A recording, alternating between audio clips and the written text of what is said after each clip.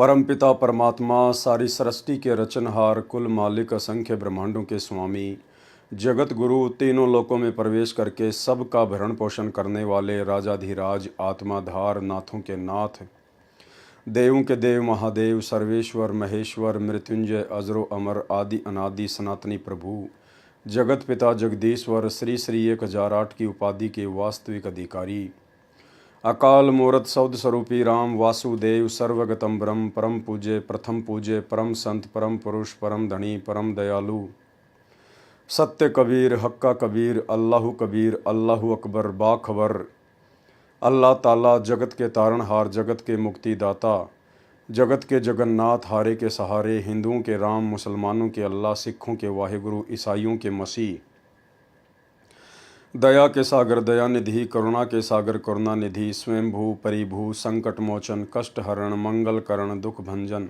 अविगत कबीर निर्विकार निर्विषम परमात्मा अलय अलेख सतगुरु आदि अनादि सतगुरु असली मर्यादा पुरुषोत्तम असली राम असली कृष्ण असली घनश्याम असली मुरारी राजाओं के राजा महाराजाओं के महाराजा शहंशाहों के शहंशाह सम्राटों के सम्राट भगवानों के भगवान अल्लाहों के अल्लाह प्रभुओं के प्रभु मसीहाओं के मसीह सच्चे वाहिगुरु बाबाओं के बाबा पीरों के पीर सेठों के सेठ जगत सेठ सावड़सा सेठ सर्वगुण संपन्न अनंत कोटि कलाओं के स्वामी अनंत कोटि ब्रह्मांडों के नायक योगियों में महायोगी ध्यानियों में महाध्यानी सिद्धों में परम सिद्ध ज्ञानियों में तत्वज्ञानी ब्रह्म ज्ञानी महाज्ञानी परम ज्ञानी सर्वश्रेष्ठ विज्ञानी युवा कबीर समरथ कबीर असमवात अमित ओजा सच्चे रहनुमा करीम अल्लाह सुबहान अल्लाह दुनिया के अंतिम पैगंबर 8 सितंबर 1951 से गांव धनाना जिला सोनीपत हरियाणा भारतवर्ष की पावन भूमि पे प्रकट रियल कल की भगवान श्री नारायण साकार हरि स्वयंभू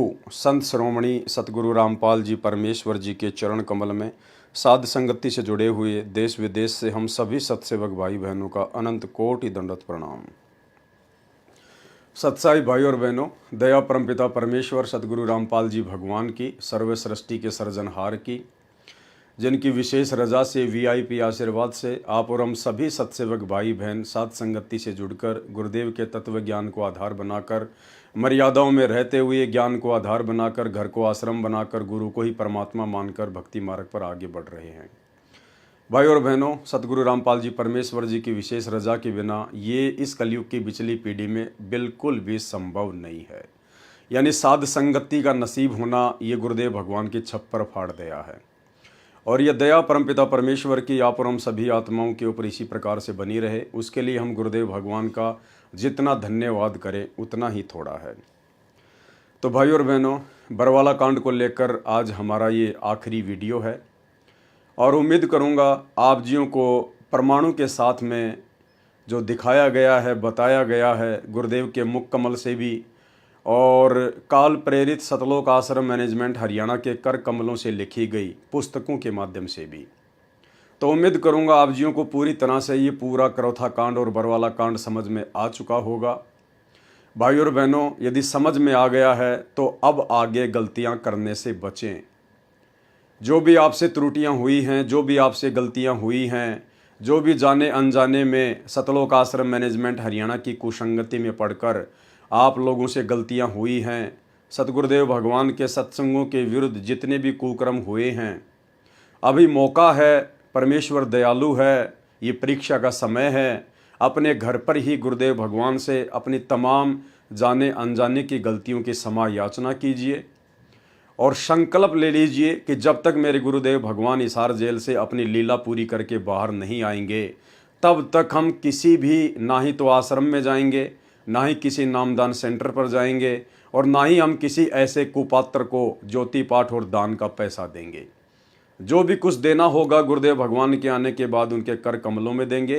तब तक ज्ञान को आधार बनाएंगे, घर को ही आश्रम बनाएंगे और गुरु को ही परमात्मा बनाकर साध संगति से जुड़े हुए सत्सेवक भाई बहनों की तरह मर्यादाओं को फॉलो करते हुए अपनी भक्ति करेंगे। क्योंकि परमात्मा कहते हैं यदि आप मर्यादा में हैं और गुरु को भगवान मान रहे हैं तो फिर आपको कहीं भी धक्के खाने की आवश्यकता नहीं है। मोकू कहाँ ढूंढे रे बंदे, मैं तो तेरे पास में। और रोज़ हम संध्या आरती में पढ़ते हैं घटी ही में गंगा घटी ही में जमुना और घट ही में है जगदीश सतगुरु तारेंगे। तो सतगुरु रामपाल जी परमेश्वर जी की सत्य भक्ति विश्वास की भक्ति है। जिसको अपने गुरु पर विश्वास हो गया, ज्ञान समझ में आ गया और मर्यादा में रहेगा तो परमात्मा पल पल साईं की तरह अपनी उस प्यारी आत्मा के साथ में रहेगा। तो भाई और बहनों, काफ़ी कुछ आपने बरवाला कांड को लेकर समझ लिया है। किस प्रकार से बरवाला कांड करवाने के लिए काल बली ने गुरुदेव भगवान के बेटा बेटी भाई बंधु रिश्तेदारों को निमित्त बनाया, स्टेट कोऑर्डिनेटरों को निमित्त बनाया और बड़े बड़े परम भगत समझे जाने वाले उन 2 कोटि के जीवों को निमित्त बनाया। दास 2 कोटि का जीव इसलिए कह रहा है क्योंकि आज उनके कुकर्मों से, उनके मनमाने आचरणों से हमें पता चल गया है कि उनको तो अध्यात्म का क ख ग भी ज्ञान नहीं है। केवल उनको इतना ही पता था कि ब्रह्मा विष्णु महेश के माता पिता कौन है, इसके अलावा उन्हें कुछ भी ज्ञान नहीं था। और गुरु को मानुष मानकर अपनी वही मनमानियाँ करते रहे जो मनमानियाँ नाम दीक्षा से पहले वो किया करते थे। और नतीजा निकला, खुद माया के पुजारी बनकर अपनी पूर्व जन्म की भक्ति को खर्च कर रहे हैं, बर्बाद कर रहे हैं। क्योंकि वर्तमान में तो उनकी मर्यादा टूटी हुई है, गुरु का आशीर्वाद है नहीं, नाम रहित हैं और जो पिछले उनके पुण्य हैं दान धर्म या सुमरण के, केवल उन्हीं को वो खर्च रहे हैं।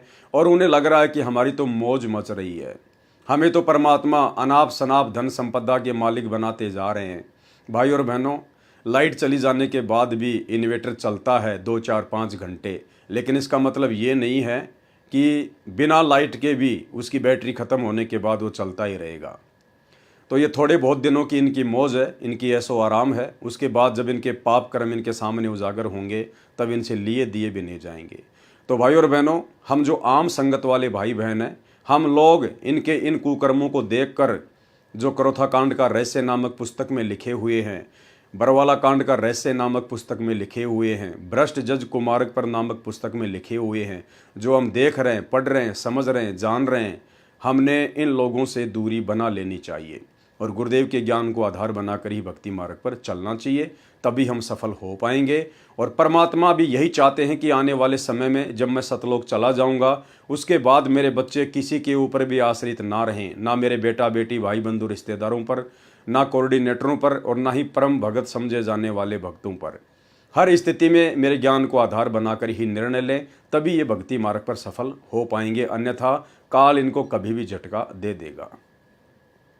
तो भाई और बहनों, आज हमारा लास्ट पार्ट है बरवाला कांड के ऊपर। तो बरवाला कांड से पहले जो पुस्तक लिखी गई थी राष्ट्रीय समाज सेवा समिति के द्वारा, जिस राष्ट्रीय समाज सेवा समिति में सतगुरु रामपाल जी परमेश्वर जी का कलयुगी परिवार शामिल था और जितने भी सतलोक आश्रम में मुख्य मुख्य सेवादार थे वो सभी शामिल थे और सब के सब काल प्रेरित थे, काल की गोद में बैठे हुए थे।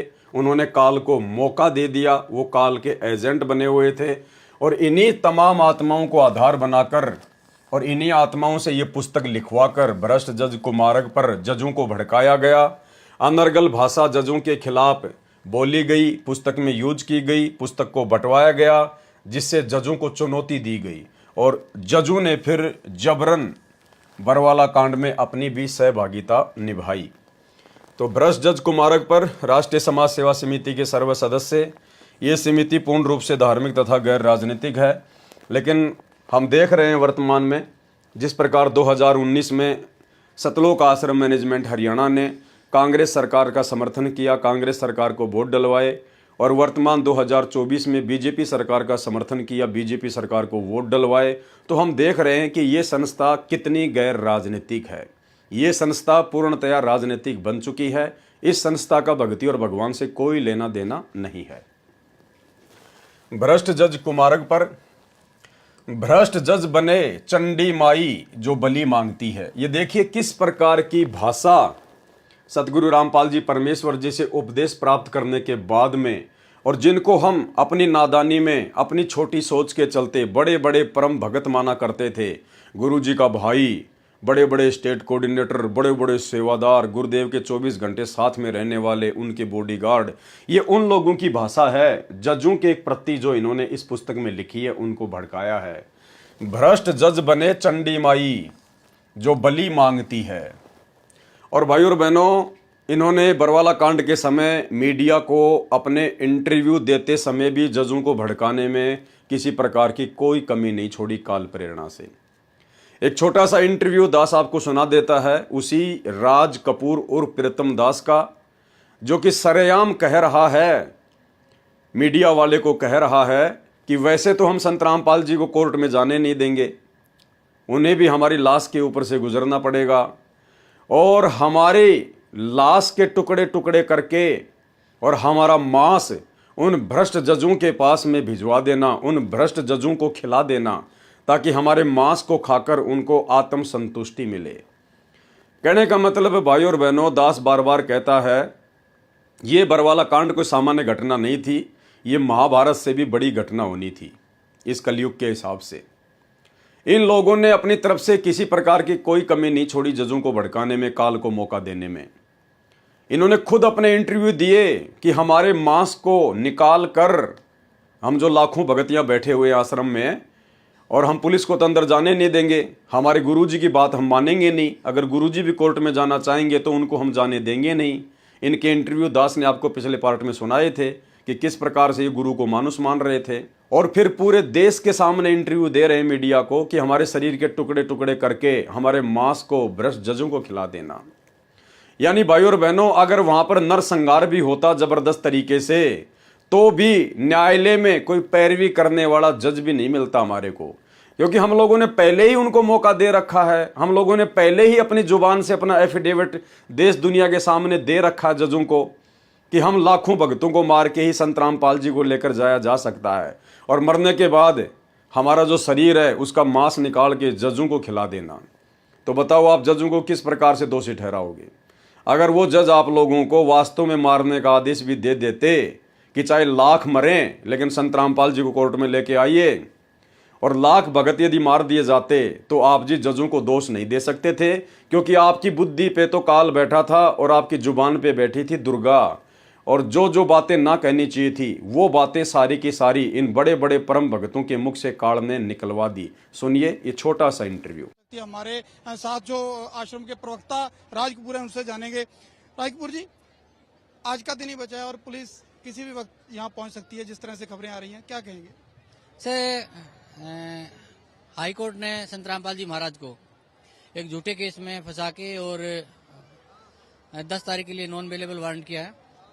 तो संत रामपाल जी महाराज की तबीयत जो है वो पूर्ण रूप से खराब है और वो डॉक्टरों के देखरेख में चल रहे हैं, और उन्हें बेड रेस्ट की सलाह दी गई है डॉक्टरों द्वारा, और चलने फिरने में असमर्थ हैं पूर्ण रूप से। मैं भी अभी उनको देख के आया था कि उनसे बैठ भी नहीं सकते हैं, वो तो बेड पे हैं, और यदि वो ठीक होंगे तो मैं आपसे वादा करता हूं कि संत रामपाल जी महाराज खुद हाई कोर्ट जाएंगे और अपना जो भी पक्ष है वो रखेंगे। लेकिन अगर पुलिस आती है गिरफ्तार करने संत रामपाल को इस आश्रम में, तो आपके यहाँ पे हम देख रहे हैं कि भारी गिनती में लोग जुटे हुए हैं, तो क्या आप पुलिस को सहयोग करेंगे? क्या संत रामपाल अपनी गिरफ्तारी देंगे? जी सर, हम पुलिस को पूरा सहयोग करेंगे और पुलिस से प्रार्थना करेंगे कि हम सबको मार दे और संत रामपाल जी महाराज को ले जाए हमारी डेड बॉडी के ऊपर से।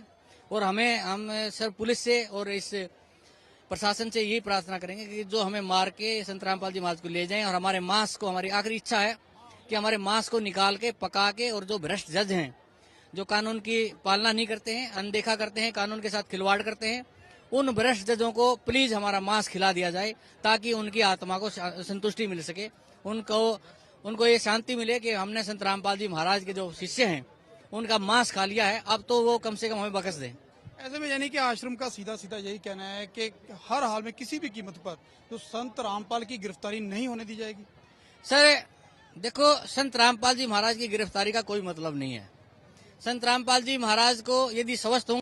यह थे राज कपूर प्रवक्ता हैं सतलोक आश्रम के। इनका साफ कहना है कि किसी भी कीमत पर संत रामपाल को यहां से गिरफ्तार नहीं करने दिया जाएगा, और यह लोग सीधा सीधा कह सकते हैं विरोध करेंगे गिरफ्तारी का, और किसी भी कीमत पर गिरफ्तारी नहीं होने देंगे। कैमरामैन प्रवीण के साथ नपिंदर सिंह बराड़, एबीपी न्यूज, बरवाला हिस्सा। तो भाई और बहनों, ये तो सतगुरु रामपाल जी भगवान की मेहर थी, उनकी दया थी, जो परमात्मा ने इतनी बड़ी घटना को बहुत ही सामान्य घटना में टाल दिया, परिवर्तित कर दिया। अन्यथा लाशों के ट्रक भरने थे। जिस प्रकार से इन लोगों ने अपने इंटरव्यू दिए और जिस प्रकार से इन्होंने जजों को भड़काने में कोई कमी नहीं छोड़ी। आज भाई और बहनों, यदि सरेआम आप किसी की माँ या बहन के लिए इस प्रकार के शब्द यूज करें, चंडी माई, और पुस्तक बंटवा के आप जी उनको चुनौती दें, उनको भड़काने का प्रयास करें, तो आपके गांव में, आपके घर में महाभारत हो जाएगी, महाभारत। क्योंकि कोई भी व्यक्ति इस प्रकार के शब्द अपनी माँ बहन के लिए स्वीकार नहीं करेगा, सुनना नहीं चाहेगा। और सतलोक आश्रम मैनेजमेंट हरियाणा ने भगत होने के बावजूद, और भगत भी सतगुरु रामपाल जी के, सतगुरु रामपाल जी हमें 30 वर्षों से समझा रहे हैं, ज्ञान दे रहे हैं कि ऐसी वाणी बोलिए मन का आपा खोए, औरन को शीतल करे आपू शीतल होए। कबीरा जग में बैरी कोई नहीं, जो मन शीतल होए, या आपा को डारी दे दया करे सब कोई। लेकिन इन वाणियों पे तो हम चलते नहीं, इन वाणियों को तो हमने कभी अपने हृदय में वो उतारा ही नहीं, ये तो खाली बोलने के लिए हैं। और देखिए किस प्रकार से गुरुदेव के ज्ञान के विरुद्ध खड़े होकर भाषा का प्रयोग कर रहे हैं। भ्रष्ट जज बने चंडी माई जो बलि मांगती है। भ्रष्ट जज निजी स्वार्थ की पूर्ति न होने के कारण मनमाने आदेश पारित करके 100-200 भक्तों की बलि मांग रहे हैं। हम तो 10 लाख सदस्य बलि देने को तैयार हैं ताकि भ्रष्ट जजों का खप्पर भर सकें। ये भाषा बिल्कुल भी ज्ञान आधार से जायज नहीं है। हम क्यों इस प्रकार से बलि देंगे 10 लाख भगत? अरे हमें बड़ी मुश्किल से, बड़े सौभाग्य से तो परमात्मा मिला है, सतगुरु मिला है। ये मनुष्य देह उन्होंने बताई कि बेटा भक्ति के लिए मिलती है, ये ऐसे बर्बाद नहीं करनी चाहिए। अगर कोई आत्महत्या करता है, छोटी छोटी बातों को लेकर लड़ाई झगड़ा करता है, मार काट करता है, तो वो तो दुष्ट आत्मा बताई सतगुरु रामपाल जी भगवान ने। और हम तो बड़ी आसानी से बरवाला कांड में 10 लाख लोगों की बलि देने के लिए तैयार हो गए। और भाई और बहनों, वास्तव में जब बलि देने का समय आया, वास्तव में जब बलि देने का समय आया, तो यही राज कपूर पीछे हट गया।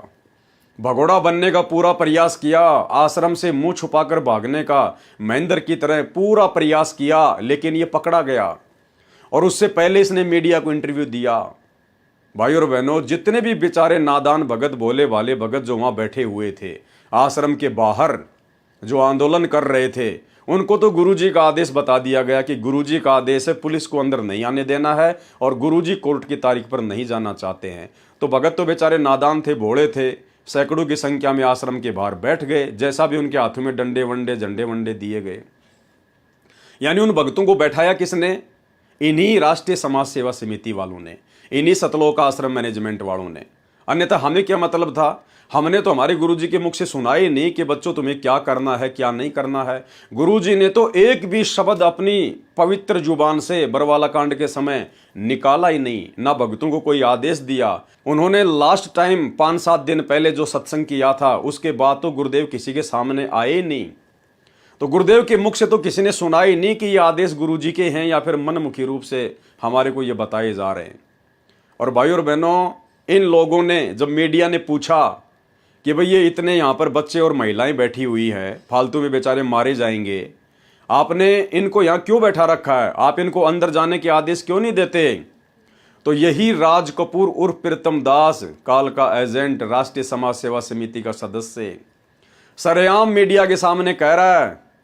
और उसके जस्ट पीछे खाकी कोट पहन के गुरुजी का बड़े वाला लड़का खड़ा है। ध्यान से देखना, राज कपूर के साइड में एक मोटे से मुंह का और खाकी सा एक कोट पहन रखा है, वो गुरुजी का बड़ा लड़का वीरेंद्र।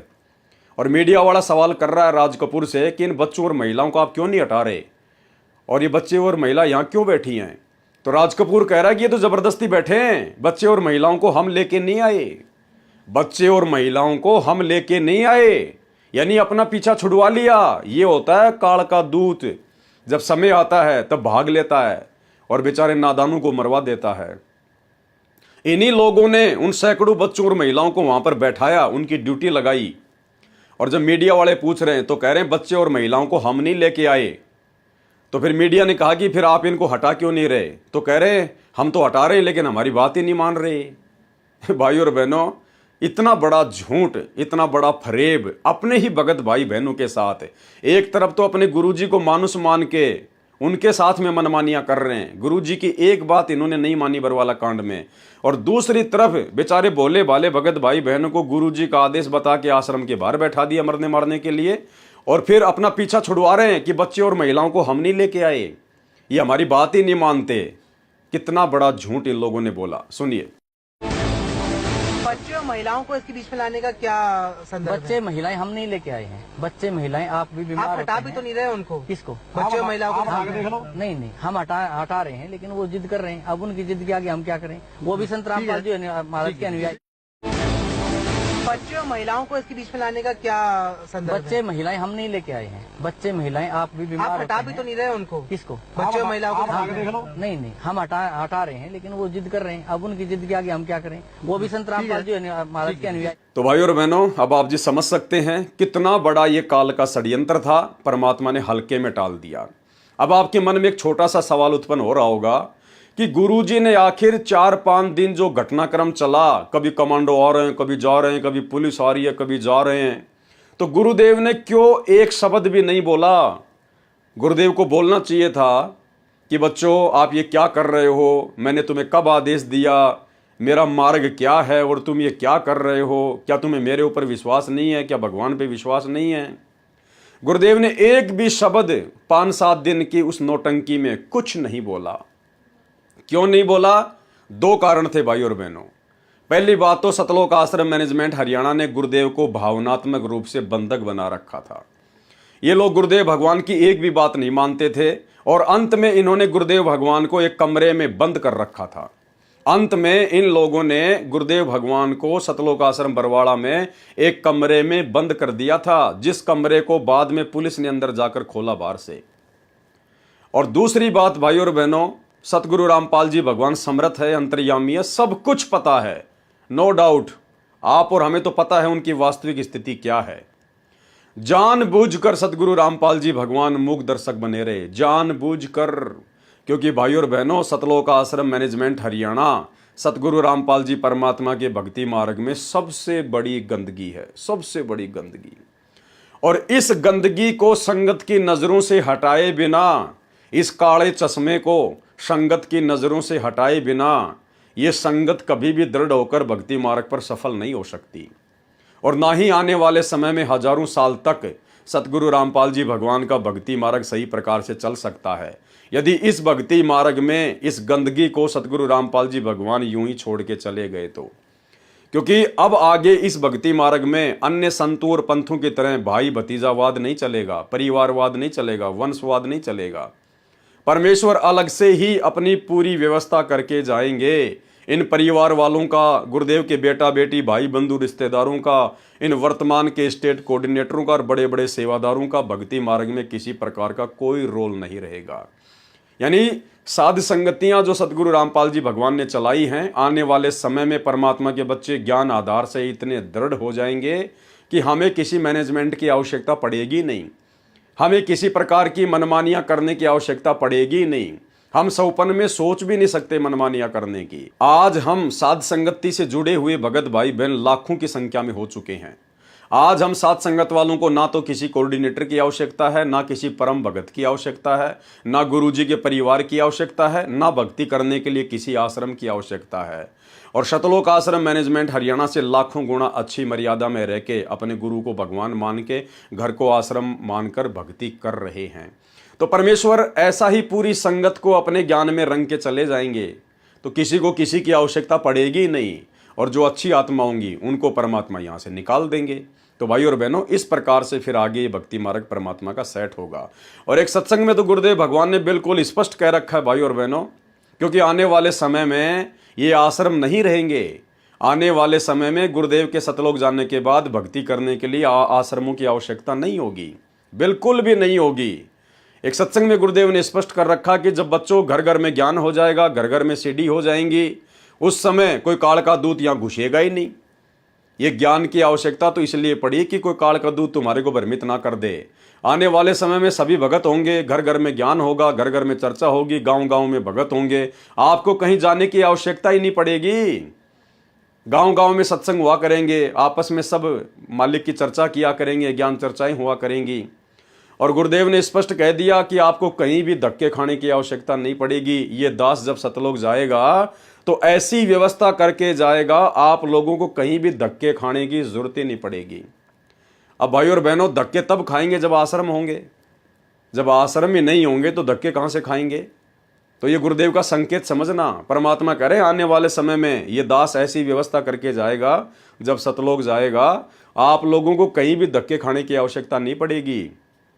अर्थात जिस प्रकार से वर्तमान में सत्सेवक भाई बहन भक्ति कर रहे हैं उसी प्रकार से पूरी दुनिया भक्ति करेगी। सुनिए छोटा सा सत्संग।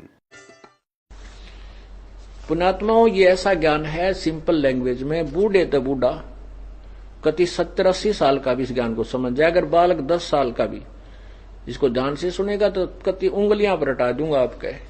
ज्ञान तो इसलिए बताना जरूरी हो गया कि अज्ञान गणा हो गया, कोई तुम्हें विचलित ना कर दे और ये बात बिगाड़ ना दे काल का दूत आके। इसलिए नहीं तो फिर 2 अक्षर की बात है, ये ज्ञान है, ये नाम है, ये भक्ति करो, फिर बातें खत्म होगी।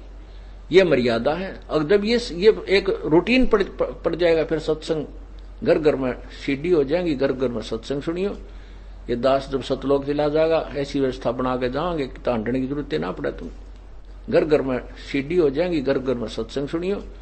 ये दास जब सतलोक चला जाएगा ऐसी व्यवस्था बना के जाओगे कि तांडने की जरूरत ना पड़े, तुम घर घर में सीढ़ी हो जाएंगी, घर घर में सत्संग सुनियो।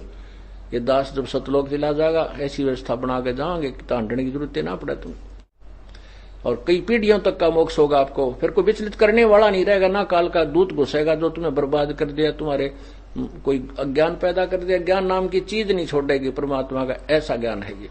और उसके बाद रही भाई और बहनों बात ज्योति और पाठ की कि भाई ज्योति और पाठ कहाँ करवाएंगे, तो आने वाले समय में ज्योति और पाठ बिल्कुल बंद हो जाएगा, इसकी किसी को कोई आवश्यकता नहीं होगी। गुरुदेव भगवान ने एक सत्संग में स्पष्ट कर रखा है कि ज्योति और पाठ करवाने की आवश्यकता तो अपनी आत्मा को निर्मल करने के लिए जरूरत पड़ती है। और गुरुदेव ने कह दिया कि आपकी आत्मा तो वैसे ही निर्मल हो जाएगी। अरे वर्तमान में गुरुदेव के सत्संग सुनते ही आत्मा निर्मल हो जाती है, आने वाले समय में तो घर घर में सत्संग होगा, घर घर में भगत होंगे। जो दुष्ट आत्मा होंगी उनकी विनाशकारी समय में छटनी हो जाएगी, अच्छी आत्मा धार्मिक आत्मा धरती पे बचेंगी, तो उनका तो वैसे ही हृदय निर्मल होगा, आत्मा उनकी निर्मल होगी, तो ज्योति और पाठ की आवश्यकता पड़ेगी नहीं। आवश्यकता पड़ेगी तो केवल मर्यादा में रह के अपनी भक्ति करने की। सुनिए सत्संग। तो वो कहने लगा जी ना तो मैं दान कर सकता ना मैं धर्म कर सकता। मैं बोला ये तेरे बेटे तेरे तो पहला नाम पाएगी। जब वह बुढ़िया वह माई आ गई वहां बैठ गई, ने बोली अपने ससुर के लिए एक पाठ तो मैं कराऊंगी। मैं बोला देख हो गया तेरे दान शुरू। परमात्मा पर लगो रास्ते आप खोल देगा, कोई दिक्कत। आप सुमन करो, आपने जो सुमन से बड़ा तो कुछ भी नहीं है, बाप के हाथ में कुछ नहीं है, मान लिया। अपनी भक्ति करो, सुमन बढ़ाओ, सारा कुछ इसी में आ जाएगा। भक्ति करो डट के, क्योंकि दान धर्म सेवा जो है हम हृदय साफ करने के लिए कराते हैं। और ई बाप का कर्जा पाटन न हो यार, कुछ पाप करने जगह रही नहीं। पाप तो आप केवल इसलिए करो थे कि ये ओका पीओ थे, और तेरे बच्चे बहुत समझदार हैं, आपके लिए खूब यज्ञ भी कराएंगे, ऐसी बात थोड़ी है। तो उसने उस बुढ़े नाम लिया, 10 वर्ष वो जिया, खूब डट कर भक्ति करी, तीनों नाम प्राप्त किए और अपना शरीर छोड़ के आराम से चला गया। बोलो सतगुरुदेव। तो भाई और बहनों, गुरुदेव भगवान ने सब कुछ क्लियर कर रखा है अपने सत्संगों में, सब कुछ भी बाकी नहीं छोड़ रखा है। हमें ना कोई आश्रमों की जरूरत पड़ेगी, ना कहीं ज्योति पाठ करवाने की जरूरत पड़ेगी, ना हमें किसी से कोई शंका समाधान करवाने की जरूरत पड़ेगी, क्योंकि परमात्मा सारी व्यवस्था सेट करके जाएंगे। तो इसी प्रकार भाई और बहनों, इन लोगों को ये सारी बातें समझ में नहीं आई, क्योंकि ये गुरु को मानुष मानते रहे। और जब तक भगत अपने गुरु को मानुष मानकर उनके साथ में रहेगा, उनके साथ व्यवहार करेगा, तब तक उसको अध्यात्म का ब्रह्मा विष्णु महेश की माँ और पिता के अलावा कुछ भी समझ में नहीं आने वाला। तो क्या भाषा यूज कर रहे हैं। अब सोचिए ये लोग क्यों नित्य नियम पढ़ते हैं। और नित्य नियम पहली बात तो ये लोग पढ़ते नहीं है, ये केवल मोबाइल में लगा लेते हैं, वो भी जब इनको टाइम मिल गया तो मोबाइल में लगा लेते हैं, अन्यथा इनको कोई विशेष आवश्यकता नहीं है। ये लोग पता नहीं नित्य नियम यानी तीनों समय की आरतियां भी करते हैं या नहीं करते हैं, टाइम पर करते हैं या नहीं करते हैं, और करते भी हैं तो अपना काम करते करते, बातचीत करते करते, खाते पीते, उठते बैठते, नहाते धोते, इनको पता ही नहीं कब नित्य नियम खत्म हो गया और कब असुर निकंदर रमैनी चल गई। इस प्रकार से ये नित्य नियम करते हैं, तो इनको कहाँ से ये सारी बातें समझ में आएंगी। परमेश्वर कह रहा है जो तोकू काटा बोवे वाको बोतू फूल। अगर इन जजों ने आप लोगों के साथ में अन्याय भी किया है, क्योंकि वो जगत वाले हैं, अनुपदेशी हैं, परमात्मा से अपरिचित हैं, माया के पुजारी हैं, काल प्रेरित हैं, भाई वो कुछ भी कर सकते हैं, जगत कुछ भी कर सकता है। लेकिन परमात्मा ने हमें क्या शिक्षा दी कि आपने उनके साथ में लड़ना झगड़ना नहीं है, अन्यथा चाहे रोज आप जी 751 का मुकदमा कर लो, रोज अपना सिर फुड़वा लो। तो हमने तो ज्ञान को आधार बना के परमात्मा की मर्यादाओं में रह के चलना था। हमने हर कर्म भक्ति अनुसार ही करना था, गुरु आज्ञा अनुसार ही करना चाहिए था। लेकिन ये तो गुरु के गुरु बन बैठे। सतलोक आश्रम मैनेजमेंट हरियाणा तो गुरु का गुरु बन बैठा और मनमुखी होकर इन्होंने ये पुस्तक छाप डाली जजों को भड़काने के लिए, जो कि बरवाला कांड का मुख्य कारण बनी। भ्रष्ट जज बने चंडी माई जो बलि मांगती है। भ्रष्ट जज निजी स्वार्थ की पूर्ति न होने के कारण मनमाने आदेश पारित करके 100-200 भक्तों की बलि मांग रहे हैं। हम तो 10 लाख सदस्य बलि देने को तैयार हैं ताकि भ्रष्ट जजों का खप्पर भर सकें। यहाँ तो बात कर रहा है 10 लाख लोगों की बलि देने का, और वहाँ मीडिया वाला जब पूछ रहा है कि बच्चे और महिलाएं कौन लाया है तो मना कर रहा है कि हम नहीं लाए बच्चे और महिला। अरे फिर 10 लाख लोगों की बलि कहाँ से दोगे? अरे भैया, अगर तुम मना कर दोगे कि बच्चों और महिलाओं को हम नहीं लाए तो 10 लाख लोगों की बलि कहां से दोगे? फिर बलि के लिए तो बच्चे और महिलाएं चाहिए न तुम्हारे को। भ्रष्ट जजों द्वारा बनाया गया झूठा मुकदमा नंबर का उद्देश्य यही है कि पुलिस ने प्रदर्शन कर रहे राष्ट्रीय समाज सेवा समिति के सदस्यों पर गोलियां क्यों नहीं चलाई, 10-20 लोगों को बलि क्यों नहीं चढ़ाया। इसलिए रोहतक तथा हिसार जिले के पुलिस अधीक्षकों पर तथा हरियाणा सरकार के गृह सचिव पर भी संत रामपाल जी के साथ अवमानना का यही झूठा मुकदमा बना रखा है। जबकि दोनों एसपी को स्पष्ट पता था कि राष्ट्रीय समाज सेवा समिति के सदस्यों ने कोई ऐसा कार्य नहीं किया जिससे कोर्ट की अवमानना या यातायात अवरुद्ध हुआ हो। यदि ऐसा होता तो पुलिस दिनांक 14/7/2014 को ही मुकदमा दर्ज करती। दिनांक 8/8/2014 को हाईकोर्ट के जजों ने दोनों एसपी को मौखिक सख्त आदेश दिया कि जिन्होंने प्रदर्शन किया था उन पर केस दर्ज करो, नहीं तो हम तुम्हें सजा देंगे। माननीय जज इंद्रजीत जी का अन्याय। हाजिरी माफी का कार्य जज इंद्रजीत जी ने ही करना चाहिए था। उसके पश्चात जज अमोल रतन से आशा लगाई, लेकिन यह इंद्रजीत से भी दुष्ट निकला। यानी भाइयों और बहनों, आशा केवल जजों से लगाई जा रही है, अपने सतगुरुदेव भगवान से कोई उम्मीद नहीं, कोई इनको आशा नहीं। जिस प्रकार द्रौपदी जब उसका चीरहरण होने का समय आया, दुशासन उसको पकड़ के लेके गया, तो उस समय वो सभा में बैठे हुए लोगों से ये आशा लगा रही थी, भीष्म पितामह से, कर्ण से, द्रोणाचार्य से, कृपाचार्य से, उनका जो गुरु था और जो अंधा था धृतराष्ट्र, उनसे ही वो आशा लगा रही थी। बार बार सबके आगे जा जाके हाथ जोड़ के अपनी प्रार्थना लगा रही थी। लेकिन भाइयों और बहनों, गुरुदेव ने बताया कि समर्थ का काम समर्थ ही कर सकता है, यहाँ का चक्रवर्ती सम्राट भी नहीं कर सकता।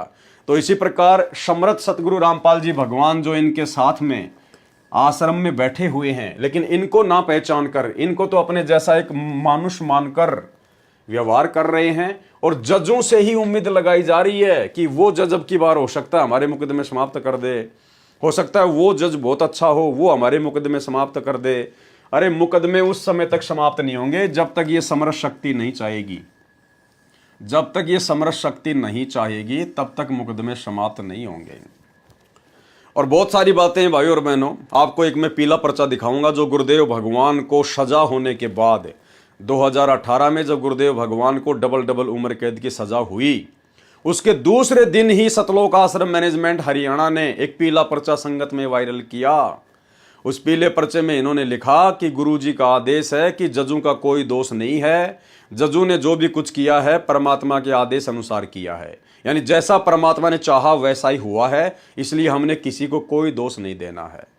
अब भाइयों और बहनों, हम कौन सी बातों पे यकीन करें बताइए।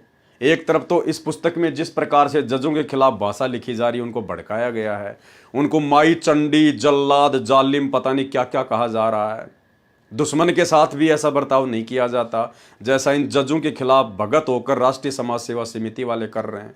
और दूसरी तरफ जब गुरुजी को डबल उम्र कैद की सजा हो जाती है तो दूसरे ही दिन पीला पर्चा निकाल दिया जाता है इसी राष्ट्रीय समाज सेवा समिति के द्वारा कि जजों का कोई दोष नहीं है।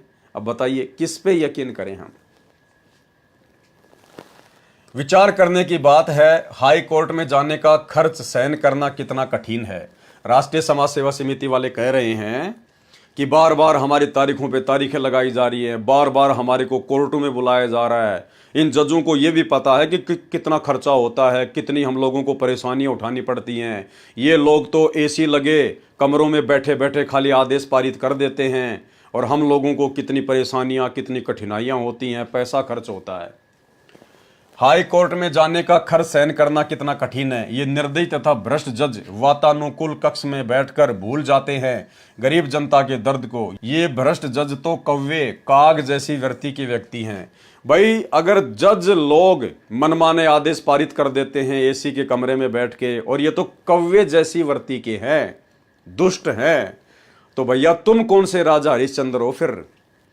जिस प्रकार तुम्हारे को भ्रष्ट जज बार बार बुलाते हैं और तुम कहते हो हमें परेशानी होती है, दिक्कत होती है, तो जैसे ही तुम्हारे पास में जजों का आदेश आया, ठीक उसी समय तुम लोग बेचारी भोली भाली 200 400 500 किलोमीटर दूर बैठी संगत को आदेश पारित कर दिया करते थे कि फलानी दिन गुरुजी की तारीख है, आपने वहां कोर्ट में जाना है, चंडीगढ़ आना है, रोहतक आना है, हिसार आना है। तो तुम्हारे मेरे भ्रष्ट जजों में क्या अंतर है? अरे तुम तो नालायकों बैठ के अपनी गाड़ियों में एसी ऑन करके तुम तो 2 मिनट में वहां पहुंच जाते थे, और बेचारी भोली संगत कोई एमपी से आ रहा है, कोई बिहार से आ रहा है, कोई राजस्थान से, कोई यूपी से आ रहा है, अपने बाल बच्चों को लेके आ रहे हैं, बेचारे सुबह कमाते हैं शाम को खाते हैं, कहाँ से वो किराए लेके आएंगे, कितने परेशान होंगे। तुम लोगों को कभी संगत का दर्द दिखाई दिया?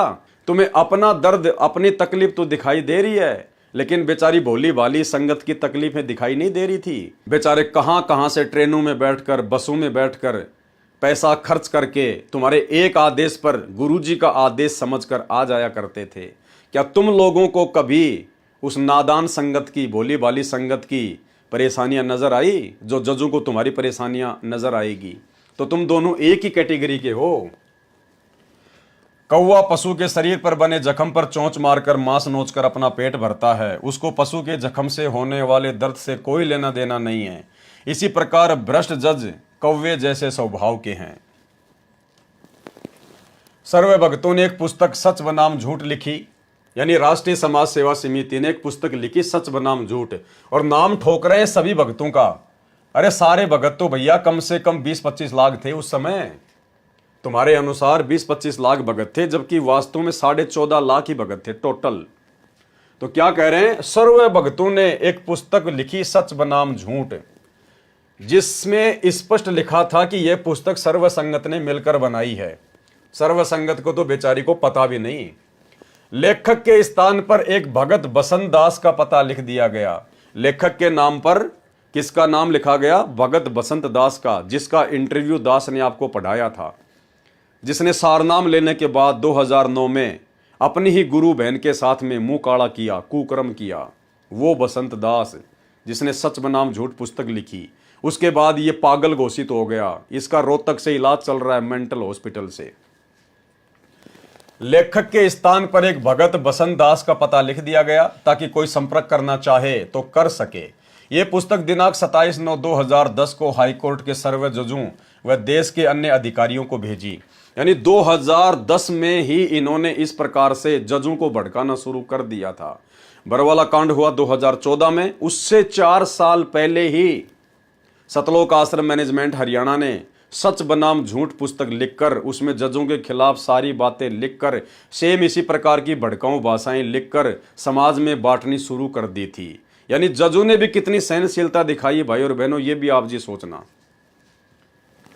कहावत है कि रोजे माफ कराने गए, नमाज और गले डाल दी। भैया तुम कुकर्म ही ऐसे करते हो, तुम लोग ये कर्म ही ऐसे कर रहे हो। भगत होने के बावजूद अपने गुरु को परमात्मा ना मानकर, गुरु पर विश्वास ना करके, अपनी ही मनमानियां करते हुए जो कुकर्म तुम कर रहे थे, तो तुम्हारे साथ में ऐसा ही होना था।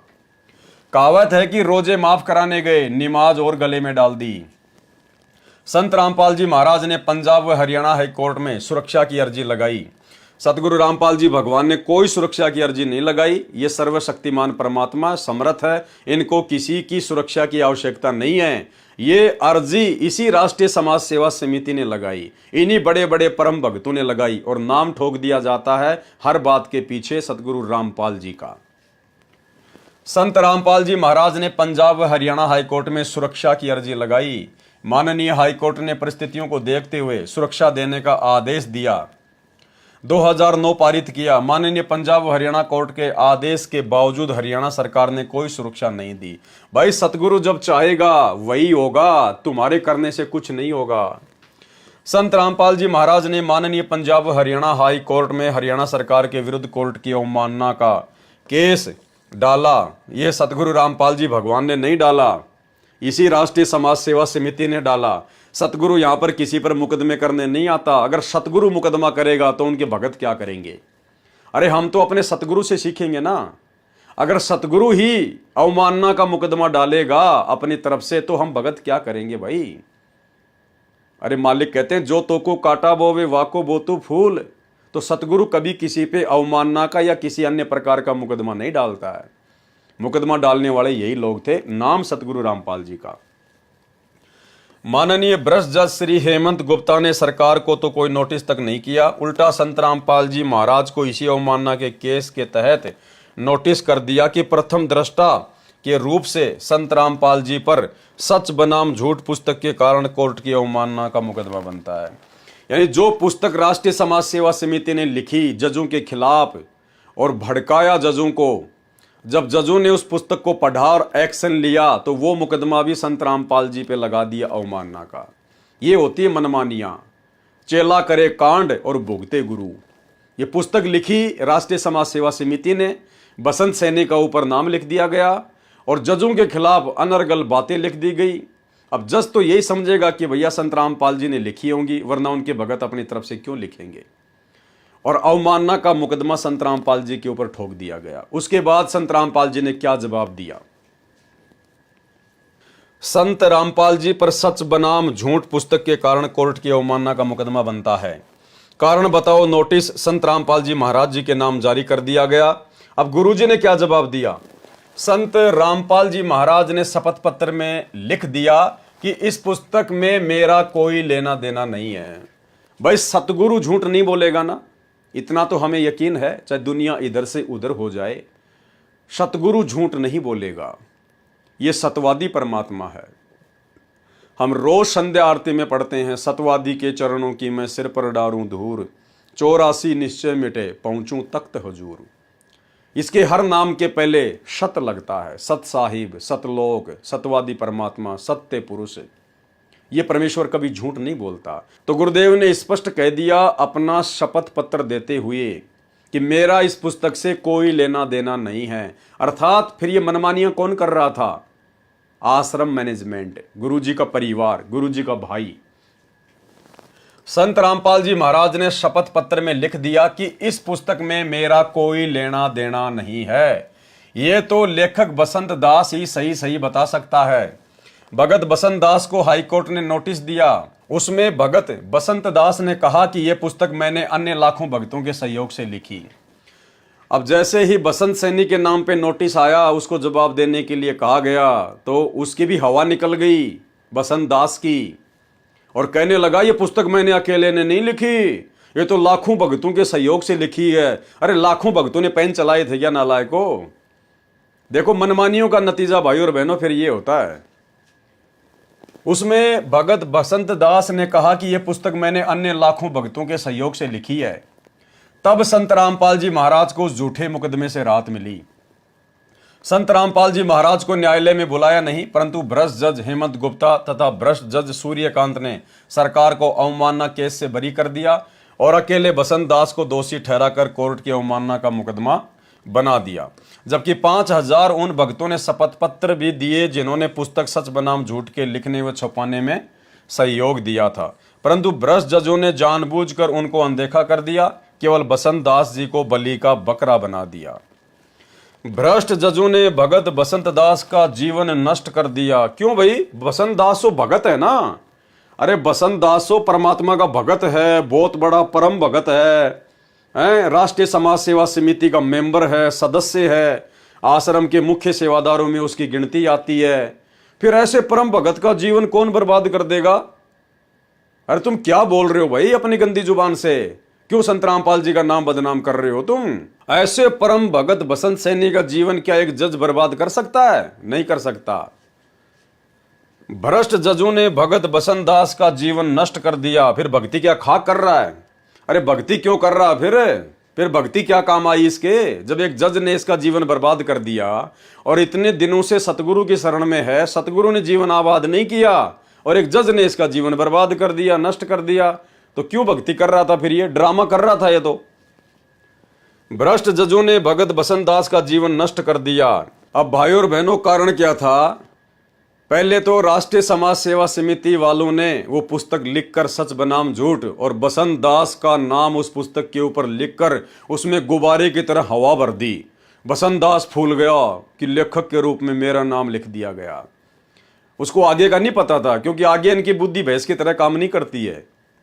और बाद में जब Punjab and Haryana high court के जज ने उसके ऊपर एक्शन लिया और मुकदमा किया, तो बसंत दास की सारी हवा निकल गई कि यार ये तो मैं अकेला फंस गया और तो किसी का नाम ही नहीं आया, मेरे अकेले के ऊपर ही मुकदमा डाल दिया गया। तो भाई साहब के दिमाग के स्क्रू ढीले हो गए, पागल हो गया, मेंटल हो गया, मेंटल। ये सारनामी गुरुजी का परम भगत पागल हो गया। देखिए, जब बसंत दास को पता चला कि तुझे अकेले को मुकदमा नंबर 22/2011 में फंसा दिया, अन्य को छोड़ दिया, तो उसके दिल को ऐसा झटका लगा कि उसका मानसिक संतुलन बिगड़ गया, अनबोल हो गया, यानी बोला नहीं गया उससे, मुंह के ताला लग गया उसका मानसिक संतुलन गड़बड़ा गया कि तेरे को तो अकेले को फंसा दिया, अगर 10-20 और फंसते तो ठीक था, लेकिन तू तो अकेला फंस गया। उसका मानसिक संतुलन बिगड़ गया, अनबोल हो गया, यानी बोला नहीं गया उससे कई दिन तक। रस्सा उठाकर गले में डालकर पंखे पर लटककर आत्महत्या करने का प्रयास करने लगा। अब ये हैं सारनामियों के लक्षण, देखते जाओ भाई और बहनों आप। अरे क्या ज्ञान सीखा इन्होंने गुरुदेव भगवान से, इस परमेश्वर की इतने दिनों तक इतने नजदीक रहकर क्या संगति की, क्या लाभ उठाया। एक छोटे से झटके के कारण, एक छोटी सी बात के कारण। अरे तुम तो संघर्ष कर रहे थे ना, तुम तो सत्य के साथी हो ना। तुम लोगों ने तो कसम खाई थी कि गर्दन कटवा लेंगे, सीने पे गोलियां खा लेंगे, लेकिन हम पीछे नहीं हटेंगे, संघर्ष करेंगे, देश से भ्रष्टाचार को खत्म करेंगे। बस निकल गई सारी हवा। एक जज ने एक्शन लिया थोड़ा सा, इसका दिमाग हिल गया, मानसिक संतुलन गड़बड़ा गया और क्या करने लगा? पंखे में रस्सी डालकर फांसी लगाकर आत्महत्या करने का प्रयास करने लगा। ये सारनामियों के लक्षण है भाई और बहनों, देख लो आप इन आश्रमों में जा जाकर जिन लोगों की कुसंगति कर रहे हो ना, ये उनका आचरण है। ये वही बसंत सैनी है, गांव गांधरा, जिला रोहतक, हरियाणा वाला, जो धनाना आश्रम में सार शब्द की परीक्षा लेता है, जो आप लोगों को सार शब्द देता है। ये वही बसंत सैनी है जो पंखे से लटक कर आत्महत्या करने का प्रयास कर रहा था उस समय। फिर क्या ज्ञान समझा इसने? क्या इसको अपने गुरुदेव भगवान पर विश्वास है? भाई और बहनों, परमात्मा तो कहते हैं कि आत्महत्या करने वाला तो कायर होता है, कायर। मालिक कहते हैं नर नारायण दे पाए कर, और फिर तू फिर 84 जाई। अरे आत्महत्या करके ये परमात्मा जैसा शरीर प्राप्त करके नालायक, फिर तू गधा बनना चाहता है, 84 में जाना चाहता है। ज्ञान क्या हुआ तेरे को? तो ये देख लो परम भगतों के लक्षण, परम भगतों का ज्ञान। ये परमात्मा की विशेष दया है जो ये पुस्तक आपके सामने पढ़ाई जा रही है, दिखाई जा रही है आपको, ताकि आप इन लोगों की कुसंगति से बचें। इनको तो ब्रह्मा विष्णु महेश के माता पिता के अलावा भाई और बहनों कुछ भी पता नहीं है। ये दुखी आत्माएं थी, परमात्मा की शरण में आते इनको सौ सुख मिल गए, ज्ञान से कोसों दूर रहे, अपनी मान बढ़ाई में आ गए, मनमानियां करने लगे, परमात्मा के आशीर्वाद से दूर हो गए, और अंत में फिर यही होगा इनके साथ, और क्या होगा। अरे भक्ति मार्ग पर हम भगत बनने के लिए जुड़े, अपने आत्म कल्याण के लिए जुड़े। देश दुनिया को सुधारने का ठेका हमारा नहीं है। अगर हम भक्तों ने देश दुनिया सुधार दी, पहली बात तो आप और हमारी कोई औकात नहीं, कोई हमारा वजूद नहीं। और यदि हम लोगों ने ही देश दुनिया सुधार दी अपनी तरफ से कार्य करके, जिस प्रकार ये राष्ट्रीय समाज सेवा समिति ने ठेका ले रखा था भ्रष्टाचार मुक्त भारत बनाने का, अगर हम भक्तों ने ही अगर देश दुनिया सुधार दी, तो सतलोक से आए हुए इस परमात्मा को कौन परमात्मा मानेगा? फिर तो हम ना परमात्मा बन जाएंगे भगती। तो भाई और बहनों, समर्थ का काम उसी को साजे और करे तो मूर्ख बाजे।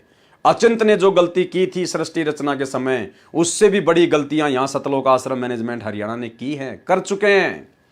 अब सोचिए इनको क्या खामियाजा भुगतना पड़ेगा, क्या परिणाम भोगने पड़ेंगे इन लोगों को आने वाले समय में। उसका मानसिक संतुलन बिगड़ गया, अनबोल हो गया, रस्सा उठाकर गले में डालकर पंखे पर लटक कर आत्महत्या का प्रयास करने लगा। उसका इलाज PGIMS रोहतक कराया जाने लगा। यानी वो इतना डिस्टर्ब हो गया, इतना पागल हो गया कि रोहतक की PGIMS हॉस्पिटल में उसको एडमिट करवाया गया और उसका इलाज चल रहा है। ऐसे पागल व्यक्ति से ये लाखों की संगत धनाना आश्रम में जाकर और सार शब्द ले रही है। यानी उस पागल ने सबको पागल बना दिया। भ्रष्ट जज राजीव भल्ला को इसमें भी संतोष नहीं हुआ। हमारे निजी जीवन में भी भ्रष्ट जज दखलंदाजी करने लगे। हाई कोर्ट के जज राजीव भल्ला को बताया गया कि बसंत दास मानसिक तौर से बीमार है, इसका इलाज PGIMS में कराया जा रहा है। जब PGIMS रोहतक में कोई स्वास्थ्य लाभ बसंत दास जी को नहीं हुआ, तब उसको दिल्ली के अच्छे अस्पताल institute of human behaviour and allied science IHBAS में दाखिल कराया गया। यानी वो सारनामी भगत बसंत दास इतना मानसिक डिस्टर्ब हो गया, इतना पागल हो गया कि रोहतक के PGIMS में भी उसका इलाज ढंग से नहीं हो पाया। फिर उसको दिल्ली लेके गए। अरे दुनिया जब हर कहीं से दुखी हो जाती है, परेशान हो जाती है, डॉक्टर फेल हो जाते हैं, बड़े बड़े हॉस्पिटल फेल हो जाते हैं, वो तो सतगुरु रामपाल जी भगवान की शरण में आ रहे हैं और आते ही स्वस्थ हो रहे हैं। और ये अच्छे खासे भगत सारनामी ये पागल हो रहे हैं और इनका हॉस्पिटलों में इलाज नहीं हो रहा और ये आगे से आगे हॉस्पिटलों में भागे जा रहे हैं। सतगुरु के पास कोई नहीं आ रहा। ये ड्रामेबाजी देख लो भाई और बहनों, अब ड्रामेबाजी बिल्कुल परमात्मा के ज्ञान और विधान के विपरीत सारे कुक्रम। अरे दुनिया तो PGIMS अपोलो से दुखी होके जहां डॉक्टरों ने हाथ खड़े कर दिए, वो फिर संत रामपाल जी के शरण में आके स्वस्थ हो रहे हैं। और यहाँ ये बसंत सैनी जो 20 साल से संत रामपाल जी की संगति कर रहा है, सारनामी भगत है, आश्रम में उनके पास में रहा करता था, मैनेजमेंट का मुख्य आदमी है, और ये पागल हो रहा है। तो भाई और बहनों, पागल होगा नहीं तो क्या होगा। अरे जो बाहर वाले हैं उनको तो गुरुजी के बारे में कुछ पता नहीं था, इसलिए वो तो आते भक्ति पे लग गए और वो तो स्वस्थ हो गए। और ये नालायक भगत होने के बावजूद भी सारे उल्टे कुकर्म कर रहे थे, गुरु को मानुस मान रहे थे, मनमानियां कर रहे थे, तो आगे से आगे हॉस्पिटल में धक्के खा रहे हैं। यानी इनको संत रामपाल जी पे किसी प्रकार का कोई विश्वास नहीं, ना ये संत रामपाल जी को कोई कबीर भगवान मानते, ना ये कबीर जी का अवतार मानते, ये कुछ नहीं मानते, अपने जैसा मानते हैं। नहीं तो इस पागल आदमी को हॉस्पिटल में जाने की जरूरत क्या थी, अपने गुरुजी के चरणों में गिर जाता। अरे यदि गुरुजी के अनुसार ये पुस्तक लिखी जा रही है, गुरुजी के अनुसार ही जजों को भड़काया जा रहा है, और सारा का सारा काम यदि ये मैनेजमेंट गुरुजी के अनुसार ही कर रहा था, उनकी आज्ञा में रह के कर रहा था, तो अपनी ऐसी आज्ञाकारी आत्मा को गुरुजी पागल थोड़ा ना होने देंगे। फिर भगवान क्या काम आया। फिर भाई एक तरफ तो तुम गुरुजी की आज्ञा में रह के सारा काम कर रहे थे बरवाला कांड में, फिर गुरुजी अपनी ऐसी प्यारी प्यारी आत्माओं को पागल थोड़ी होने देंगे। गुरुजी तो तुरंत आशीर्वाद देकर ले बेटा हो जा स्वस्थ, जाके संघर्ष कर। लेकिन गुरुजी की तरफ से कोई आशीर्वाद नहीं, कोई लाभ नहीं। क्यों? क्योंकि गुरु मानुष कर जानते, वो नर कहिए अंध, ओवे दुखी संसार में आ गए यम के फंद। ये हाल है भाई और बहनों। आप किन कुपात्रों की कुसंगति कर रहे हो? गुरुदेव का आशीर्वाद जिनके आसपास भी नहीं है। संभल जाओ, सुधर जाओ, साथ संगति से जुड़ जाओ, नहीं तो जीवन नरक बनेगा, नरक। जहां उसके स्वास्थ्य में सुधार होने लगा, दिनांक 4/8/2014 को हाईकोर्ट में बसंत दास की पेशी थी। बसंत दास के भाई सुरेंद्र जी न्यायालय में उपस्थित हुए तथा जज राजीव भल्ला जी को बताया कि बसंत दास को PGIMS रोहतक से लाभ नहीं हुआ, इसलिए उसको दिनांक 23/7/2014 को दिल्ली के प्रसिद्ध अस्पताल IHBAS में दिखाया गया है। हाई कोर्ट के माननीय जज श्री राजीव भल्ला जी ने सुरेंद्र को आदेश दिया कि बसंत दास को दिनांक 19/8/2014 को PGIMS में ही इलाज के लिए वापस लाओ। जज महोदय को बताया गया कि हम बसंत दास जी का IHBAS सरकारी अस्पताल में इलाज करा रहे हैं। जज राजीव भल्ला चिल्ला कर बोला कि तुम कोर्ट की आज्ञा का पालन नहीं करते हो, PGIMS रोहतक में ही दिखाओ। बसंत दास के भाई सुरेंद्र ने कहा कि हमने अपने भाई का जीवन देखना है। जज के सामने क्या कहा बसंत दास के भाई सुरेंद्र ने कि नहीं, हमने तो अपने भाई का जीवन देखना है, हम उसका इलाज दिल्ली में ही करवाएंगे। फिर जज ने ढंग से डांट मारी, फिर 2 मिनट में सरेंडर हो गया, बोला ठीक है साहब ले आएंगे उनको। बसंत दास के भाई सुरेंद्र ने कहा कि हमने अपने भाई का जीवन देखना है, ये कहने के बाद तो जज राजीव भल्ला जी का पारा चढ़ गया। कहा कि तुम खुद जज बन गए हो, खुद ही वकील बन गए हो, मैं जो कहता हूं वही करो। उसके बाद में फिर क्या किया सुरेंद्र जी ने, भ्रष्ट जजों उर्फ जल्लादों के डर से, भाषा देखना आप इनकी भाई और बहनों, भ्रष्ट जजों उर्फ जल्लादों के डर से कोर्ट के आदेश अनुसार बसंत जी को दिनांक 19/8/2014 को PGIMS रोहतक अस्पताल में ले जाया गया। डांट पड़ते ही ले आए वापस उसको वहीं रोहतक में। डॉक्टर ने कोर्ट का आदेश देखकर बसंत जी को दाखिल कर लिया। दिनांक 19/8/2014 से दिनांक 28/8/2014 तक बसंत की स्थिति अधिक बिगड़ गई। वह दिनांक 28/8/2014 को PGIMS रोहतक से अचानक चला गया। उसको खोजा जा रहा है। भाग गया पागल होके। देख लो भाई बहनों, मतलब कॉमेडी भी कर रहे हैं साथ साथ में ये लोग। वो बसंत सैनी फिर इतना पागल हो गया, ये कह रहे हैं मैनेजमेंट वाले कि रोहतक मेंटल हॉस्पिटल से भाग गया। कह रहे हम उसको ढूंढ रहे हैं, वो मिल नहीं रहा। अरे ऐसे पागल व्यक्ति से आप लोगों ने धनाना आश्रम में सार शब्द ले लिया। अरे क्या बनेगी आप लोगों के साथ में। यदि बसंत दास को कुछ हो गया तो जल्लाद उर्फ जज राजीव भल्ला जिम्मेदार होगा। जज क्यों जिम्मेदार होगा भाई, कुकर्म करो तुम। भ्रष्ट जज जानबूझकर सत्ते से आंखें बंद किए हुए हैं। जज सुशील कुमार के जल्लाद कर्म देखते जाओ भाई और बहनों। जज की पोजीशन क्या होती है और जल्लाद की पोजीशन क्या होती है। जब आप इस प्रकार की भाषा एक भगत होने के बावजूद यूज करोगे तो जजों का पारा नहीं चढ़ेगा तो और क्या होगा। सुशील कुमार गुप्ता सेशन जज रोहतक का बोया बीज है। झूठा मुकदमा 12/2014 बना। कृपया पढ़ें उस पत्र की फोटोकॉपी जो माननीय राष्ट्रपति जी तथा मुख्य न्यायाधीश पंजाब तथा हरियाणा हाईकोर्ट चंडीगढ़ को दिनांक 23/4/2014 को लिखा था। इसकी एक कॉपी सेशन जज रोहतक को भी भेजी थी, जिस पर आज दिनांक 25/10/2014 तक कोई कार्रवाई नहीं हुई। RTI से जानकारी प्राप्त की तो लिख दिया कि कार्रवाई चल रही है। अधिक जानकारी पृष्ठ 27 पर पढ़ें। भ्रष्ट जज सविता कुमारी JMIC रोहतक कोर्ट के जल्लाद कर्म। जज सविता कुमारी जी ने 2 मई 2013 को रोहतक कोर्ट में हमारे मुकदमा नंबर 192/2006 की पहली तारीख लगाई। अप्रैल 2014 तक लंबी लंबी तारीख दिया करती थी। जब से इसकी शिकायत की है तब से इसने छोटी छोटी तारीखें देकर अपना प्रतिशोध लेना प्रारंभ कर दिया। यानी जो कुबद है इन्होंने खुद शुरू की। पहले वो लंबी लंबी तारीखें दिया करती थी, कोई दिक्कत नहीं थी, लेकिन इन्होंने सच बनाम झूठ में उस जज के खिलाफ, सविता के खिलाफ भी ऐसी ऐसी बातें लिखना शुरू कर दी। और जब उसने पुस्तक पढ़ी तो उसने छोटी छोटी तारीखें देना शुरू कर दी। तो बताओ भाई साहब, जजों को ये कार्य करने के लिए भड़काया किसने, उकसाया किसने, और फिर उन्हीं को दोष दिया जा रहा है। अब देखते जाइए आप इनके कारनामे। भ्रष्ट जज सविता कुमारी JMIC रोहतक कोर्ट ने 10 लाख रुपए की रिश्वत मांगी थी, लेकिन इसका प्रमाण नहीं है भाई और बहनों, इसका प्रमाण नहीं है। अगर प्रमाण होता तो इस पुस्तक में ये लोग लिखते, लेकिन कोई प्रमाण नहीं है। और भैया आगे जो हाई कोर्ट है, सुप्रीम कोर्ट है, वो प्रमाण मांगता है। जिसके भ्रष्टाचार व अन्याय की शिकायत पंजाब व हरियाणा हाई कोर्ट के मुख्य न्यायाधीश को दिनांक 6/6/2014 को भेजी थी, परंतु आज दिनांक 25/10/2014 तक कोई कार्रवाई इस भ्रष्ट जज पर नहीं हुई, जिस कारण से ये बहन जज न रहकर चुड़ैल बन गई। देखो इनकी भाषा भाई और बहनों, भाषा देखिए आप इनकी।